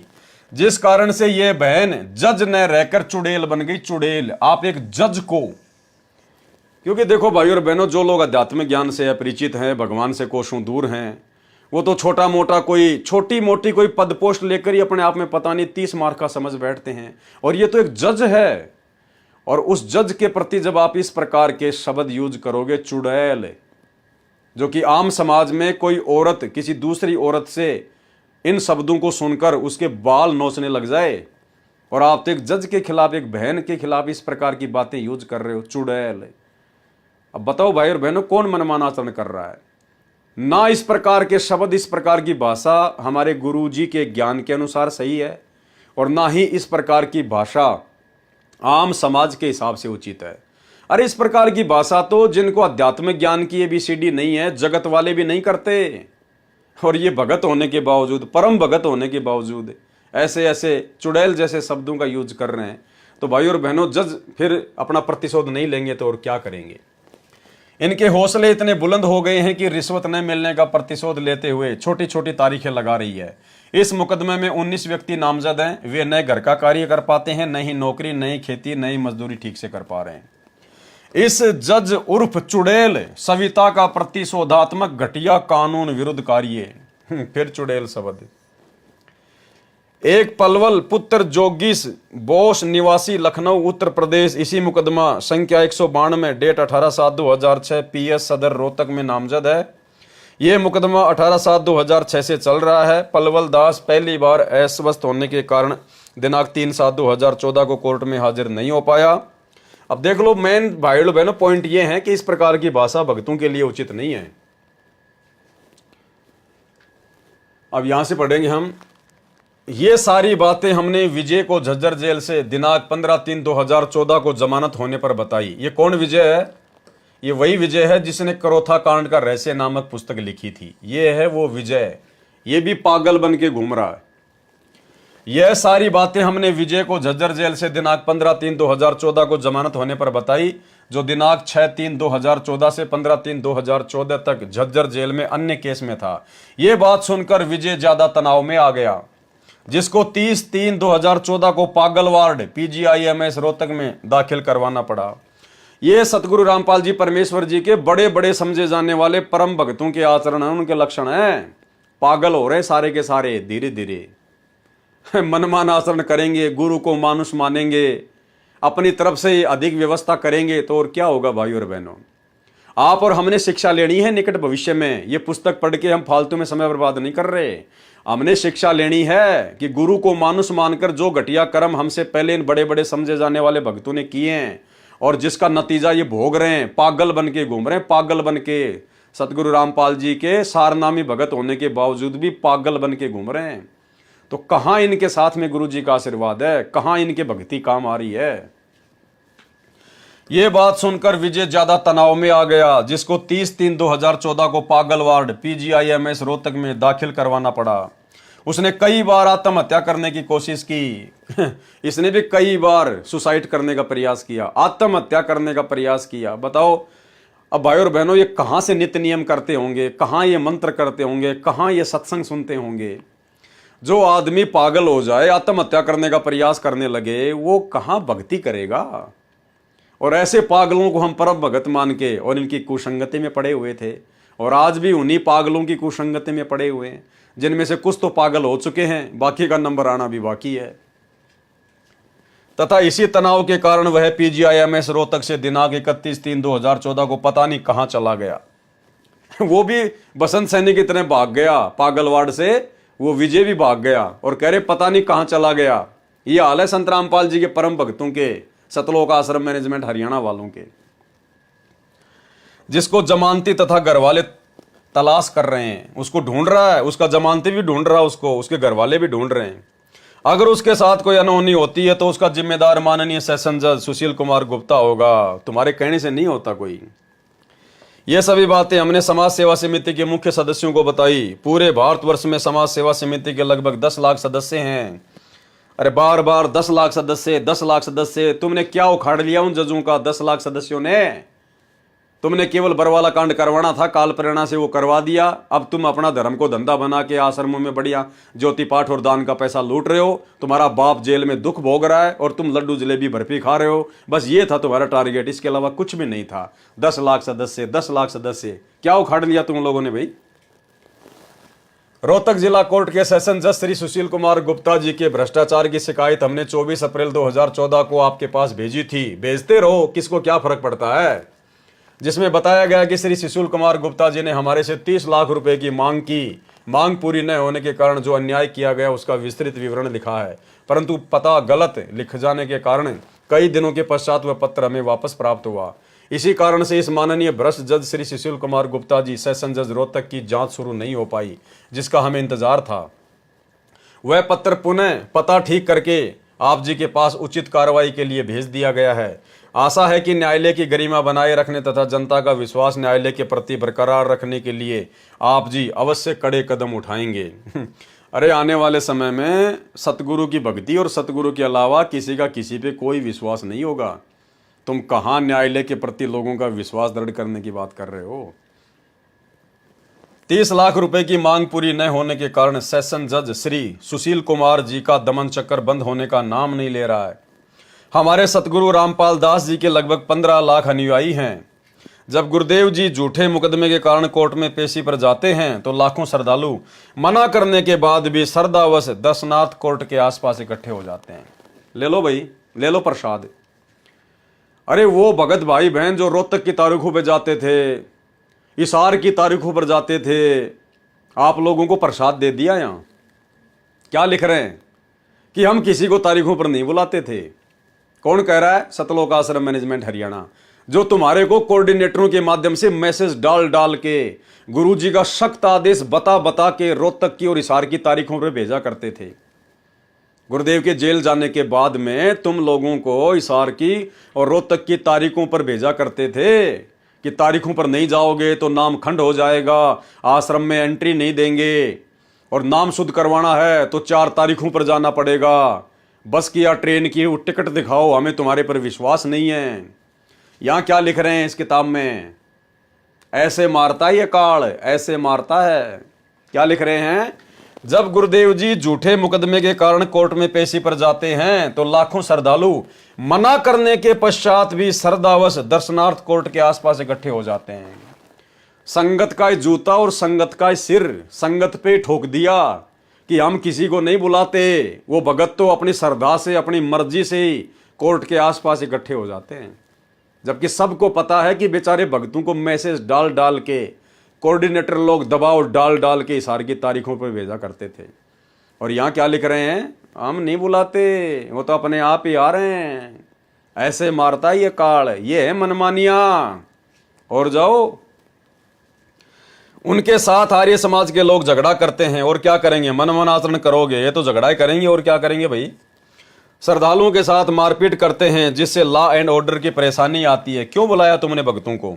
जब तुम्हें पता है कि लॉ एंड ऑर्डर डिस्टर्ब हो रहा है तो क्यों भक्तों को अपने कोऑर्डिनेटरों से मैसेज डाल डाल के बेचारों को परेशान किया करते थे? जिस कारण से संत रामपाल जी महाराज की हाजिरी माफी की अर्जी न्यायालय में लगाई जाती है, हालात को मद्देनजर रखते हुए जो न्यायालय के द्वारा मंजूर कर दी जाती है। जब भी संत रामपाल जी महाराज की पेशी होती है उसी दौरान आर्य समाज के व्यक्तियों द्वारा पुलिस की मौजूदगी में दूर दराज से आए हुए उनके अनुयायियों की पिटाई की जाती है। पिटाई होगी और क्या होगा भाई? जब मनमानियां करोगे, गुरु के आदेश की अवहेलना करोगे, जब आपके गुरुजी ने कह दिया इस पुस्तक में पहले कि मैं किसी को नहीं बुलाता, ये सब राष्ट्रीय समाज सेवा समिति के लोग हैं, मेरा इनसे कोई लेना देना नहीं है, और जब तुम लोग जबरदस्ती जाओगे अपने गुरुजी की आज्ञा के विरुद्ध तो सिर पर डंडे पड़ेंगे और क्या होगा? ये पड़ रहे देखो डंडे, ये फोटोएं खींची हुई है, ये सिर फूटे हुए।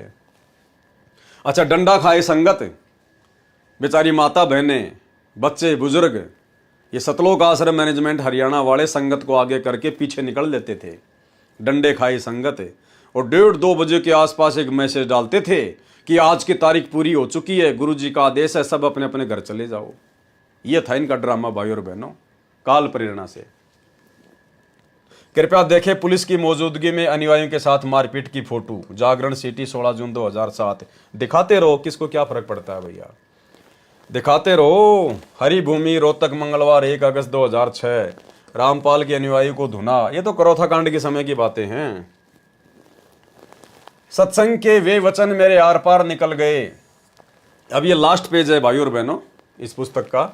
संत जी ने बताया कि एक राज्यपाल के पास 2 राज्यों का पदभार था, रिटायरमेंट के निकट था, इसलिए हेलीकॉप्टर में 3 करोड़ रुपए 100 के नोट लेकर पहाड़ी क्षेत्र में प्लाट खरीदने परिवार सहित जा रहा था।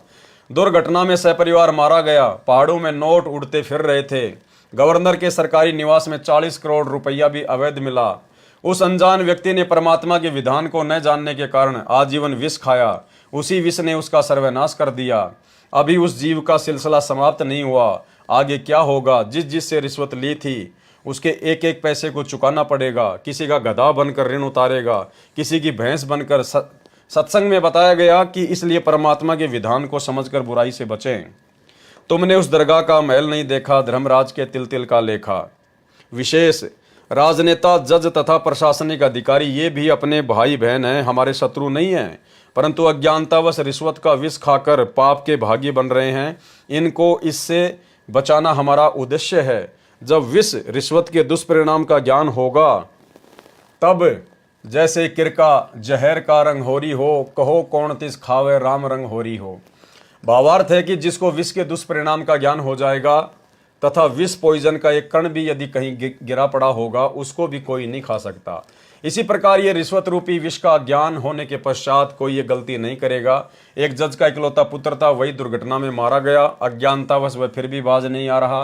परमात्मा के विधान को जानकर ही यह बुराई छूटेगी। इसके साथ जीव का स्वभाव है कि उसे दंड का क्षोभ भी अनिवार्य है, इसलिए कड़े कानून बनाने की आवश्यकता है। भैया, सरकारों ने ना जाने कितने कितने कड़े कानून बना दिए। अरे जो अरब कंट्री है, कुवैत है, दोहा है, कतर है, सऊदी अरब है, वहाँ से बड़े कानून तो पूरी दुनिया में कहीं नहीं है। अगर कोई बलात्कार करता है तो सरेआम उसको फांसी दी जाती है, उसका सर कलम कर दिया जाता है। वहाँ भी बलात्कार नहीं रुक रहे। कड़े कानूनों से नहीं रुक सकते मेरे भाई। अरे जीव के ऊपर तीनों गुणों का प्रभाव बताया परमात्मा ने। जब तुम्हारे शंकर भगवान काम वासना को नहीं रोक पाए, उनका तो कितना बड़ा कानून होगा। जब वो अपने आप को नहीं रोक पाए और मोहिनी के साथ में कुकर्म कर डाला, तो आम जीवों की क्या औकात है कि ये रजोगुण से प्रभावित होकर इस प्रकार के काम करने से बच जाएं। मान लीजिए कोई रजोगुण से बुरी तरह से प्रभावित है और उसने ठान लिया कि मुझे ये कुकर्म करना है, उसको उस समय वो कड़े कानून दिखाई नहीं देते। वो पुलिस, वो कोर्ट, वो जेल, मार पिटाई दिखाई नहीं देती, कुछ नहीं दिखाई देता। जब भगवान शंकर के ऊपर कामदेव का प्रभाव हुआ, तो उस समय वो अपनी पत्नी को भी भूल गया, अपनी इज्जत को भी भूल गया, अपनी पोजीशन को भी भूल गया और मोहिनी के पीछे पीछे चल दिया काम वासना के वश होकर, और आगे चलकर बदनीयत से उसका हाथ पकड़ लिया। और श्री सुख सागर में साफ साफ लिखा हुआ है कि बाद में उसका वीर्य पतन हो गया। अब बताइए फिर यहाँ का 2 कोड़ी का जीव कैसे कड़े कड़े कानूनों से सावधान हो सकता है। ये तो परमात्मा के कानून से जीव सावधान होगा। जैसे आज उनके लाखों भगत इस तत्व ज्ञान को लेकर, अच्छे बुरे की जानकारी लेकर, कौन से कर्म करने से क्या होगा, कौन से कुकर्म करने से हानि होगी, इस परमेश्वर का भरपूर आशीर्वाद चाहिए, मर्यादा चाहिए और परमेश्वर का ज्ञान चाहिए। इनके ज्ञान से ये दुनिया सुधरेगी, संभलेगी। ये तीनों गुणों का प्रभाव कम होगा, जिससे जीव आने वाले समय में गलतियां करने से बचेगा। सरकारें ना जाने कितने कड़े कड़े कानून बना के परेशान हो चुकी है, फिर भी देश में आए दिन ये क्राइम, ये बलात्कार, चोरी, डकैतियां, भ्रष्टाचार, ये सारी बुराइयां बढ़ती क्यों जा रही है। भैया ये सरकारों के बस की बात नहीं है। राष्ट्रीय समाज सेवा समिति वालों, ये तो भगवान धरती पर आया इसलिए है कि अब ये सरकारों के बस की बात नहीं रही। थोड़े बहुत दिनों में 2028 से पहले पहले ये आपकी सरकारें हाथ खड़ी कर करके भागेंगी। जैसे बांग्लादेश के प्रधानमंत्री भाग के हिंदुस्तान में आ गई, अफगानिस्तान का राष्ट्रपति हामिद करजई भाग के कहीं और चला गया। ऐसे आने वाले समय में, युग परिवर्तन का समय 2028, ये बड़े बड़े देशों के बड़े बड़े राजनेता जिनकी आज तूती बोलती है, ये हाथ खड़े कर करके ये अपनी जान बचाते फिरेंगे। इस काल के कानून से काल का सिस्टम नहीं सुधरता। ये परमेश्वर इस कलयुग में थोड़े समय के लिए सतयुग जैसा माहौल बनाएगा अपना संविधान लागू करके। जो संविधान आप और हम सभी के ऊपर लागू हो चुका है, ये परमात्मा के भक्ति नियम, परमात्मा का ज्ञान, और खाली ज्ञान से और भक्ति से भी कुछ नहीं होता। जब तक सतगुरु अपना आशीर्वाद ना बख्शे, जब तक सतगुरु अपनी तरफ से जीव को राहत ना दे, तब तक ये ज्ञानवान भी कुछ काम नहीं आता। ज्ञान तो देवताओं के राजा इंद्र को बहुत था, देवताओं की सभा में ज्ञान दिया करता था। दूसरे की माँ बहन को अपनी माँ बहन की दृष्टि से देखना चाहिए। जो व्यक्ति दूसरी स्त्री के साथ में ऐसा कर्म करता है उसको नरक भोगना पड़ता है। और फिर अपने ही गुरु की पत्नी अहिल्या के साथ में जाके मुंह काला करके आ गया। ज्ञान तो ब्रह्मा जी भी अपनी सभा में देवताओं को बैठा कर दिया करते थे, और जब उसकी खुद की बेटी सज धज के जो युवा थी जब सभा में आई तो काम वासना के अंदर इतना गिर गया, पीछे से जाकर बुरी नीयत से अपनी बेटी की बांध भर ली। तो भैया इस काल के ज्ञानवान से कुछ नहीं होना। ये तो परमात्मा का ज्ञान आगे चलकर इस दुनिया को सुधारेगा। इस दुनिया में शांति आएगी, तीनों गुणों का प्रभाव कम होगा, और जब तीनों गुणों का प्रभाव कम होगा तब ये हर प्रकार की बुराइयां मिटेंगी, हटेंगी। तो भाई और बहनों, ये बरवाला कांड के ऊपर हमारा लास्ट वीडियो था। इसके अलावा तो माल गाड़ी भरी है सबूतों की, प्रमाणों की, गुरुदेव के परिवार की, बेटा बेटी भाई बंधु रिश्तेदारों के कुकर्मों की, उनके लड़ाई झगड़ों की, उनकी गालियों की, उनकी धमकियों की, उनके बुरे आचरण की। लेकिन भाई और बहनों, दास उसके ऊपर पहले बहुत सारे वीडियो बना चुका है। इसलिए आप जी फेसबुक पर जाकर पवन दास इज लाइव सर्च करें, या यूट्यूब पर जाकर पवन दास इज लाइव, या शंका समाधान विद पवन दास, या साध संगति, जब आप इस प्रकार से सर्च करेंगे तो आपको दास के पुराने वीडियो दिखाई दे जाएंगे। क्योंकि हम लोग 2020 से पहले तो सतलोक आश्रम मैनेजमेंट हरियाणा के कुकर्मों के ऊपर ही वीडियो बनाया करते थे। 2020 के बाद से फिर परमात्मा ने दया बख्शी, फिर हम ज्ञान आधारित वीडियो बनाने लगे, परमात्मा के सत्संगों के ऊपर, उनकी पुस्तकों के ऊपर, आपस में साथ संगतियाँ होने लगी, ज्ञान चर्चा होने लगी, मर्यादाओं के लेकर वीडियो बनने लगे। तो आप जियों को हर प्रकार के वीडियो दास के फेसबुक पेज पवन दास लाइव के ऊपर देखने को मिलेंगे। और आप सभी भाई बहनों से दास की विनती है, प्रार्थना है, भाई और बहनों देखो ये सत का मार्ग है, और सेवा केवल आप और हमारे पास में, क्योंकि भाई और बहनों आप और हम परमात्मा की वो आत्मा हैं जिनको परमेश्वर ने इसी मनुष्य जन्म में पार करना है। तो आने वाले समय में जब धरती पर सतगुरु रामपाल जी भगवान का साम्राज्य होगा, उनका राज होगा, तो भाई और बहनों हमें वो सेवा नहीं मिलेगी कि भाई वो वहाँ का देश संभालेगा, वो वहाँ का राज्य करेगा, वो ये व्यवस्था करेगा। नहीं, आप और हमें तो परमात्मा ने जो सेवा देनी है ये वर्तमान में दे रहे हैं। यही सबसे बड़ी सेवा है आप और हमारे लिए, कि हम अपने भटके हुए भगत भाई बहनों को समझाएं, वीडियो बना के, या जैसे दास वीडियो बना रहा है आप उनको शेयर करें। और आप जी अपने अपने यूट्यूब चैनल खोलें, बहुत आसान है, किसी से सीख लीजिए, आड़ोसी से, पड़ोसी से, किसी दुकान वाले से रिक्वेस्ट कीजिए, प्रार्थना कीजिए। सेवा के लिए तो हम प्रार्थना कर सकते हैं।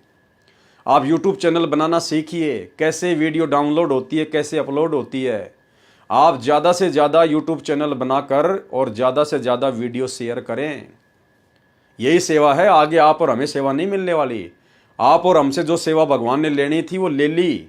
जब तक गुरुजी नहीं आते हैं तब तक हम लोग सेवा ही तो कर रहे हैं परमात्मा की। ये भाई बहनों को समझा रहे हैं, भटकी हुई आत्माओं को समझा रहे हैं, जो काल के मुंह में जा रहे हैं सतलोक आश्रमों की कुसंगति करके। हम रात दिन वीडियो बना रहे हैं, साथ संगतियाँ कर रहे हैं, लाइव आ रहे हैं, ये सेवा ही तो है। तो आप और हमें आने वाले समय में फिर परमात्मा अन्य सेवाओं में नहीं फंसाएंगे, क्योंकि हमें तो भक्ति करनी है भाई और बहनों, यहाँ से पार होना है। हमने तो हाथ जोड़ लेने भगवान से कि परमात्मा दया बख्शो मेरे मालिक, इसी जन्म में यहाँ से निकालो। और जिसको इसी जन्म में परमात्मा ने निकालना होगा उसको परमात्मा देश दुनिया की सेवा में नहीं फंसाएगा। और ना हमारी इच्छा होनी चाहिए कि परमात्मा हमें कोई ऐसी सेवा दें। भाई और बहनों, भक्ति नहीं कर पाएंगे। मोक्ष सेवाओं से नहीं मिलेगा, मोक्ष बड़ा नाम होने से नहीं मिलेगा, मोक्ष किसी देश का राजा बन जाने से नहीं मिलेगा। मोक्ष मिलेगा मर्यादा में रहकर आजीवन श्रद्धा और भाव के साथ भक्ति करने से। और मोक्ष नहीं मिला तो चाहे तुम कितने राजा रह लो, फिर फायदा क्या फिर उसका? फिर इतना समय बर्बाद करने का भक्ति मार्ग पर फायदा क्या? तो आप और हमारी तो ये जरा भी इच्छा नहीं होनी चाहिए कि परमात्मा हमें इस प्रकार की सेवा दें, बल्कि मन में ये होना चाहिए कि परमात्मा दास को तो बस भक्ति के लिए फ्री छोड़ देना मेरे मालिक, और कुछ नहीं। जिसके भाग्य में होगी वो करेगा, हमने इस प्रपंच में नहीं फंसना है। तो भाई और बहनों, आप लोग ज़्यादा से ज़्यादा यूट्यूब चैनल बनाओ और ज़्यादा से ज़्यादा ये साथ संगति के वीडियो अपलोड करके और भाई बहनों तक पहुंचाओ। जो जो आपके संपर्क में हैं, फेसबुक पर डालो, यूट्यूब पर शेयर करो, व्हाट्सएप के ग्रुपों में शेयर करो, ताकि सभी भाई बहनों तक ये जानकारी पहुँचे और अपनी मर्यादा तोड़ने से बचें। और जिस प्रकार से सदगुरु रामपाल जी परमेश्वर जी ने अपने सत्सेवक बच्चों को वर्तमान में ज्ञान को आधार बनाकर, घर को आश्रम बनाकर और गुरु को ही परमात्मा बनाकर भक्ति पर लगा रखा है, यही आगे गुरुदेव भगवान के सतलोक जाने के बाद इसी प्रकार से पूरी दुनिया में भक्ति होगी। तो आप और हमारा सौभाग्य जो परमात्मा ने हमें उस प्रक्रिया में पहले से ही लगा रखा है।